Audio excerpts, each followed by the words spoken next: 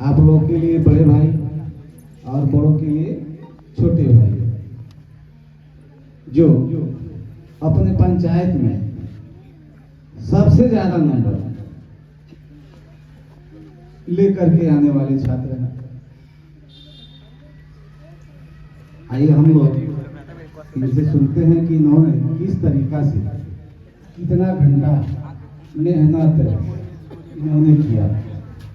इनसे आप लोग भी सीख लीजिए और इनके बताए हुए मार्ग अपनाइए और आप लोग भी अगले साल अवश्य गिफ्ट को लीजिए।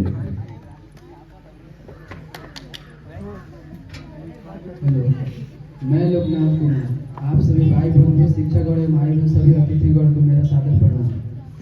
बहुत खुशी की बात है कि आप लोग इस समारोह में उपस्थित हुए और इस समारोह की शोभा को बढ़ाया। जैसा कि आप सभी जानते हैं कि यह समारोह सबको सम्मानित करने के लिए किया गया है। इसी में बहुत खुश हूँ और मैं आप लोग का सदा आभारी रहूँगा।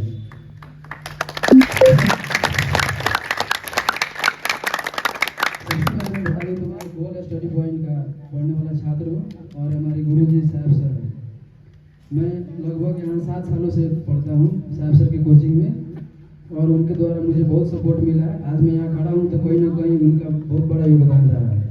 और भी कई लोगों से बहुत सपोर्ट मिला है, घर से लेकर सर तक, लेकिन कहीं ना कहीं सबसे अधिक सपोर्ट है तो साहब सर का है।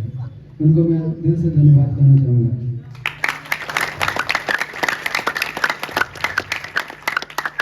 आप लोग के मोटिवेशन के लिए कुछ बता दूँ तो एक छोटा सा कहानी सुनाना चाहता हूँ आप लोगों को। एक बार की बात है कि 2 मेंढक किसी जगह जा रहे थे, तभी उस रास्ते में एक दही का घड़ा था और दोनों मेंढक उस दही के घड़े में गिर गए।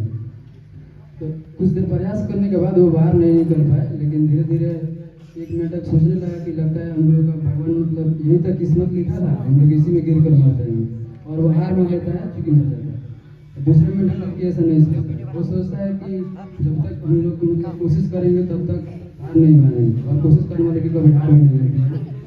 वो कोशिश करता रहता है, लगातार अपने हाथ पैर चलाता है, कोशिश करता है, धीरे धीरे वो उनको खुद बता देता है, उसका अवसर बढ़ जाता है, वो धीरे धीरे करके बाहर निकलेगा। तो इससे आप लोगों को 2 चीज़ें सीखने की मिलती है। सबसे पहले तो कोशिश हमेशा करनी चाहिए और कोशिश करते रहना चाहिए, क्योंकि कोशिश करने वाले की कभी हार नहीं होती। और दूसरी चीज़ ये कि आप लोग को अभी कोई परेशानी पड़े दुख पड़े तो आप लोग ये मत सोचिए कि भगवान हमारी किस्मत में यही लिखा था, हम यही तक करना चाहते थे, इसके आगे कुछ नहीं कर सकते।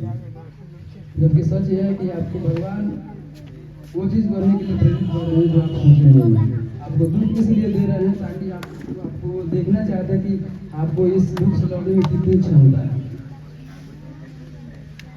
और भी स्टडी लेवल में कुछ बता दूँ तो सबसे पहले आप लोग को अपना सेल्फ कॉन्फिडेंस लेवल सबसे हाई रखना चाहिए, क्योंकि सेल्फ कॉन्फिडेंस ही आपकी सफलता की गुण सकती है। आप गुरु जी भी बताते हैं कि आप जहाँ पढ़ते हैं उसके सामने अपने गोल को ड्रीम को लिख कर टांग दीजिए, या आप जितना नंबर लाना चाहते हैं उसको भी टांग दीजिए। लेकिन मैं इसके साथ साथ एक और चीज़ भी बोलना चाहूँगा, आप लोग वैसा कीजिए। अपने ड्रीम के नीचे अपने सेल्फ कॉन्फिडेंस को बढ़ाने के लिए एक और चीज़ लिखिए कि मैं वो कर सकता हूँ जो कोई नहीं कर सकता।